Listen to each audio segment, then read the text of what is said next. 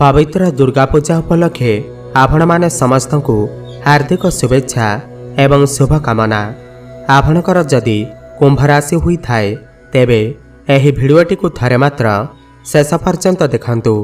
कुंभ राशि व्यक्तिविशेष मानकर जीवन एही दुर्गा पूजा ठारू बदलिबाकू जाउअछि, कारण ग्रह नक्षत्र मानकर चलन रे गोटे बहुत बड़ा परिवर्तन हेबाकू जाउअछि, जहाद्वारा एमानकर जीवन रे चलीथिबा समस्त दुख कष्ट एवं समस्यार अंत हेबाकू जाउअछि एवं पुणी थरे खुशी फेरिबाकू जाउअछि।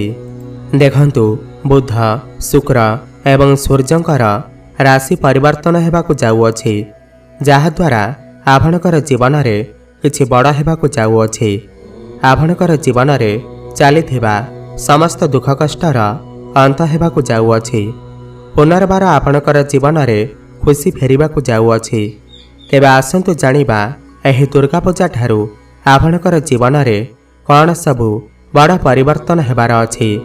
एहा पूर्वरु जदि आपणकर भी कुंभ राशि हुई थाए एवं आपण भी माँ दुर्गा को सच्चा हृदय रे भक्ति करुथांती, विश्वास करुथांती, तेबे एही भिडियोटी को लाइक करी कमेंट बॉक्स रे जय माँ दुर्गा अवश्य लिखि दियंतु। देखंतु पूर्वर आपणकर स्वास्थ्य खराब रहुथिला, धन जनित समस्या देखा देउथिला, आपण ऋण नेइथिले किंतु ऋण सुझी पारु नथिले, ऋणर भार आपणकर ऊपर बढ़ी जाइथिला, गृह परिवार रे खुशीर वातावरण नथिला, शिक्षा क्षेत्र रे समस्या देखा देउथिला, आपणकर अनेसेसरी खर्च हेउथिला, समाज रे आपणकर मान सम्मान नथिला, आपणकू चाकरी प्राप्ति होई पारु नथिला, संतान संतति पाई आपण चिंतित थिले, व्यापार वाणिज्य रे लॉस हेउथिला, प्रेम जीवन रे मध्य समस्या देखा देउथिला। तेबे एही भली जहाँ भी समस्या आपणकर जीवन रे चालुथिला ताहा एबे दूर हेबाकू जाउअछि एवं पुणी थरे खुशी फेरिबाकू जाउअछि। आपणकर जीवन रे नूतन सूर्योदय हेबाकू जाउअछि। देखंतु शुक्रंकर राशि परिवर्तन हेउअछि। शुक्र जे कि धनर कारक ग्रह, शुक्र ग्रह को माँ लक्ष्मी को स्वरूप माना जाए। शुक्र आपणकर नवम भावर अछंती, जहाद्वारा आपणकर भाग्य को बढ़ाउछंती, भाग्य वृद्धि कराउछंती। भाग्य आपणकर एही समय रे बहुत अधिक साथ देबाकू जाउअछि एवं यह पर शुक्र आपणकर कर्मस्थान को चलन करिवे। यह मध्य आपणक पाई अत्यंत शुभ अटे। शुक्र आपणकर भाग्यस्थान रे बसिबा द्वारा आपणकर भाग्य रे उन्नति हेब। भाग्य द्वारा आपण समस्त कार्य रे उन्नति परिलक्षित करिवे। कम परिश्रम रे आपणकू बहुत अधिक सफलता प्राप्ति हेब। शुक्र हेउछंती भौतिक सुखर कारक ग्रह।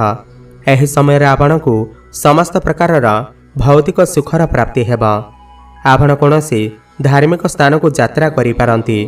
धर्म आड़कू आपणकर मन अग्रसर होई पारे। शेयर मार्केट, स्टॉक मार्केट एवं ट्रेडिंग रे काम करथिबा लोकमानक पाई एही दुर्गा पूजा परर समय अत्यंत शुभ अटे। सेमानकू आकस्मिक लाभ मध्य प्राप्ति होई पारे। एही समय रे आपण कोनोसी छोट मोट जगह को यात्रा करि पारंती। आपणकर कम्युनिकेशन स्किल बहुत भल रहिबा। बैंकिंग क्षेत्र रे, कम्युनिकेशन क्षेत्र रे, मैनेजर, ट्रैवल एंड टूर रे काम करथिबा लोकमानक पाई एही दुर्गा पूजा परर समय अत्यंत शुभ अटे। सेमानकू लाभ प्राप्ति हेब। आपण एही समय रे कोनोसी बड़ इन्वेस्टमेंट करि पारंती किमा कोनोसी बड़ कार्यर आरंभ करि पारंती। आपणकर गृह रे शुभ मांगलिक कार्यर आयोजन मध्य होई पारे। देखंतु बुध एवं सूर्यंकर मध्य राशि परिवर्तन हेबाकू जाउअछि। बुध एवं सूर्य आपणकर भाग्य भाव को चलन करिवे। बुधादित्य राजयोगर निर्माण करिवे। केंद्र त्रिकोण राजयोगर निर्माण हेब, जहा आपणक पाई अत्यंत शुभ अटे। एही समय रे आपणकू समाज रे मान सम्मान प्राप्ति हेब। आपणकर मान प्रतिष्ठा बढ़िब। सरकारी क्षेत्र रे आपणको विशेष लाभ प्राप्ति हेब। छोट भाई भौणीकर सपोर्ट आपणको प्राप्ति हेब। देखंतु शुक्र आपणकर 13 अक्टोबर को कर्मस्थान को चलन करिवे। दशम भाव को चलन करिवे, जहाँ आपणकर क्यारियर पाई बहुत शुभ अटे। କ୍ୟାରିୟର କ୍ଷେତ୍ରରେ ଆପଣଙ୍କୁ ବହୁତ ଅଧିକ ସଫଳତା ପ୍ରାପ୍ତି ହେବ। ପ୍ରମୋସନ୍ ହେବାର ମଧ୍ୟ ଯୋଗ ବନୁଅଛି ଏବଂ ଯେଉଁମାନେ ଚାକିରିର ଅପେକ୍ଷାରେ ଥିଲେ, ଚାକିରି ପାଇଁ ପ୍ରୟାସ କରୁଥିଲେ, ତ ସେମାନଙ୍କୁ ନୂତନ ଚାକିରି ମଧ୍ୟ ପ୍ରାପ୍ତି ହୋଇପାରେ।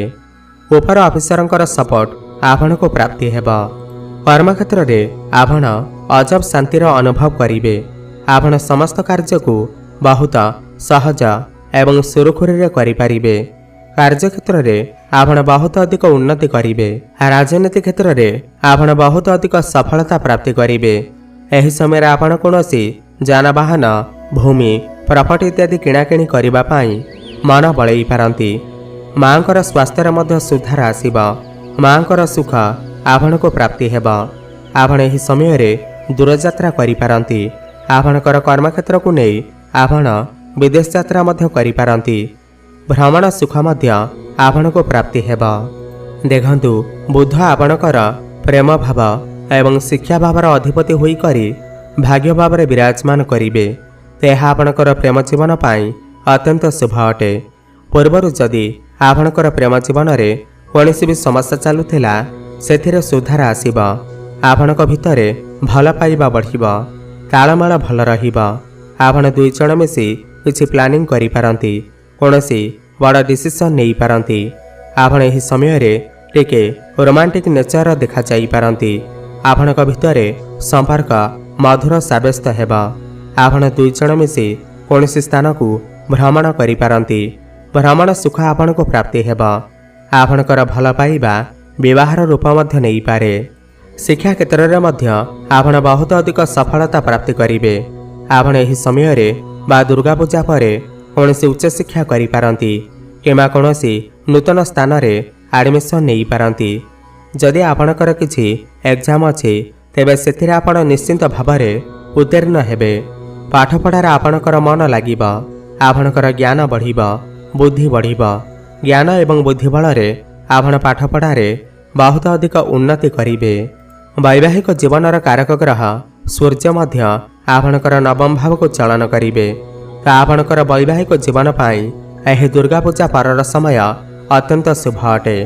ବୈବାହିକ ଜୀବନରେ ସୁଖ ଫେରିଆସିବ ଏବଂ ଯେଉଁମାନେ ବି ସନ୍ତାନର କାମନା ରଖୁଥିଲେ, ତ ସେମାନଙ୍କୁ ସନ୍ତାନ ସୁଖ ମଧ୍ୟ ପ୍ରାପ୍ତି ହୋଇପାରେ। ପୂର୍ବରୁ ଯଦି ଆପଣଙ୍କର ବୈବାହିକ ଜୀବନରେ କୌଣସି ବି ସମସ୍ୟା ଚାଲୁଥିଲା, ତେବେ ସେଥିରେ ସୁଧାର ଆସିବ। ଆପଣ ଦୁଇ ଜଣଙ୍କ ମଧ୍ୟରେ ତାଳମେଳ ଭଲ ରହିବ। ଆପଣଙ୍କର ଲାଇଫ୍ ପାର୍ଟନରଙ୍କର କ୍ୟାରିୟରରେ ମଧ୍ୟ ଗ୍ରୋଥ୍ ଆସିବ। ଫାଇନାନ୍ସିଆଲ ଗ୍ରୋଥ୍ ମଧ୍ୟ ହେବ ଏବଂ ସପ୍ତମ ଭାବ ବ୍ୟାପାର ବାଣିଜ୍ୟର ଭାବ ମଧ୍ୟ ହୋଇଥାଏ। ଏହି ସମୟରେ ଆପଣଙ୍କର ବ୍ୟାପାର ବାଣିଜ୍ୟରେ ବହୁତ ଅଧିକ ଲାଭ ପ୍ରାପ୍ତି ହେବ। ଆପଣଙ୍କର ଗ୍ରାହକ ବଢ଼ିପାରନ୍ତି। ଆପଣ କୌଣସି ନୂତନ ବ୍ୟାପାର ମଧ୍ୟ ଆରମ୍ଭ କରିପାରନ୍ତି। ଆପଣଙ୍କର ଡେଲି ଇନକମ୍ର ମଧ୍ୟ ବୃଦ୍ଧି ଆସିବ। ଫାଇନାନ୍ସିଆଲ ଗ୍ରୋଥ୍ ହେବ। ଆପଣ ପଇସା କିଛି ସଞ୍ଚୟ କରିପାରିବେ। ଆପଣଙ୍କର ବ୍ୟାଙ୍କ ବାଲାନ୍ସ ବଢ଼ିବ। ରାହୁ ଆପଣଙ୍କର ଧନ ଭାବରେ ବିରାଜମାନ ଅଛନ୍ତି। ତ ରାହୁ ହେଉଛନ୍ତି ଆକସ୍ମିକର ଗ୍ରହ। ତ ଆକସ୍ମିକ ଆପଣଙ୍କୁ ଧନ ପ୍ରାପ୍ତି ହୋଇପାରେ। ଚାରିଦିଗରୁ ଆପଣଙ୍କୁ ଲାଭ ପ୍ରାପ୍ତି ହୋଇପାରେ। ପାରିବାରିକ ସୁଖ ଆପଣଙ୍କୁ ପ୍ରାପ୍ତି ହେବ।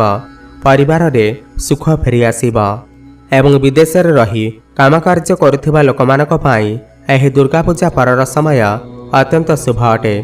ସେମାନଙ୍କୁ ସେମାନଙ୍କର କାର୍ଯ୍ୟରେ ବହୁତ ଅଧିକ ସଫଳତା ପ୍ରାପ୍ତି ହେବ। ଇନପୋର୍ଟ ଏକ୍ସପୋର୍ଟର କାମ କରୁଥିବା ଲୋକମାନଙ୍କ ପାଇଁ ଏହି ସମୟ ଅତ୍ୟନ୍ତ ଶୁଭ ଅଟେ। ସେମାନଙ୍କୁ ଆକସ୍ମିକ ଧନ ମଧ୍ୟ ପ୍ରାପ୍ତି ହେବ। ଶନି ଆପଣଙ୍କର ଲଗ୍ନ ଭାବରେ ବସି ଆପଣଙ୍କର ସ୍ୱାସ୍ଥ୍ୟକୁ ମଜବୁତ ବନାଉଛନ୍ତି। ସ୍ୱାସ୍ଥ୍ୟରେ ଯଦି କିଛି ସମସ୍ୟା ଚାଲୁଥିଲା, ତେବେ ସେଥିରେ ମଧ୍ୟ ସୁଧାର ଆସିବ। ବଡ଼ ଭାଇ ଭଉଣୀଙ୍କର ସପୋର୍ଟ ଆପଣଙ୍କୁ ପ୍ରାପ୍ତି ହେବ। ଏହି ସମୟରେ ଆପଣ କୌଣସି ଗୋଟିଏ ବଡ଼ ଇଚ୍ଛା ଆପଣଙ୍କର ପୂର୍ଣ୍ଣ ହୋଇପାରେ। ଆପଣ ଯଦି ଋଣ ନେବାକୁ ଚାହୁଁଛନ୍ତି, ତାହେଲେ ନିଶ୍ଚୟ ନିଅନ୍ତୁ। ଶୁଭଫଳ ପ୍ରାପ୍ତି ହେବ। କୋର୍ଟ କଚେରୀରେ ଚାଲୁଥିବା ମାମଲା ଆପଣଙ୍କ ସପକ୍ଷରେ ଯାଇପାରେ। ଏହି ସମୟରେ ଆପଣ କୌଣସି ଗୁପ୍ତ ବିଦ୍ୟାର ଅଧ୍ୟୟନ କରିପାରନ୍ତି। ରିସର୍ଚ୍ଚ କରୁଥିବା ଲୋକମାନଙ୍କ ପାଇଁ ଏହି ଦୁର୍ଗା ପୂଜା ପରର ସମୟ ଅତ୍ୟନ୍ତ ଶୁଭ ଅଟେ। କାହିଁକିନା ବୃହସ୍ପତି ଆପଣଙ୍କର ଅଷ୍ଟମ ଭାବକୁ ଦୃଷ୍ଟି ଦେଉଛନ୍ତି। ତ ଗୁପ୍ତ ବିଦ୍ୟା ପାଇଁ ଏହା ବହୁତ ଭଲ ସମୟ ଅଟେ। କିନ୍ତୁ ଏହି ସମୟରେ ଆପଣ ଟିକେ ଗାଡ଼ି ମୋଟର ଚଳାଚଳି କଲାବେଳେ ସତର୍କତା ଅବଲମ୍ବନ କରନ୍ତୁ। ତ ମୋଟାମୋଟି ଦେଖିବାକୁ ଗଲେ ଏହି ଦୁର୍ଗା ପୂଜା ପରେ ଆପଣ ସମସ୍ତ କ୍ଷେତ୍ରରେ ଉନ୍ନତି କରିବାକୁ ଯାଉଛନ୍ତି। ତାହା ପ୍ରେମ କ୍ଷେତ୍ରରେ ହେଉ, ବୈବାହିକ ଜୀବନ କ୍ଷେତ୍ରରେ ହେଉ, କ୍ୟାରିୟର, ବ୍ୟାପାର ବାଣିଜ୍ୟ ଏବଂ ଭାଗ୍ୟ କ୍ଷେତ୍ରରେ ହେଉ, ସମସ୍ତ କ୍ଷେତ୍ରରେ ଆପଣ ଉନ୍ନତି କରିବାକୁ ଯାଉଛନ୍ତି। ଅଧିକ ଶୁଭଫଳ ପ୍ରାପ୍ତି କରିବା ପାଇଁ ଆପଣ ହନୁମାନ ଚାଳିଶାର ପାଠ କରନ୍ତୁ ଏବଂ ପ୍ରତ୍ୟେକ ଦିନ ସୂର୍ଯ୍ୟଙ୍କୁ ଜଳାର୍ଘ୍ୟ ଅର୍ପଣ କରନ୍ତୁ। କୁକୁର କିମ୍ବା ପାରାଙ୍କୁ କିଛି ଖାଇବାକୁ ଦିଅନ୍ତୁ ଏବଂ ଶନିଦେବଙ୍କର ମନ୍ଦିରକୁ ଯାଇ ସୋରିଷ ତେଲର ଦୀପ ଅବଶ୍ୟ ଜଳାନ୍ତୁ। ଶୁଭଫଳ ପ୍ରାପ୍ତି ହେବ।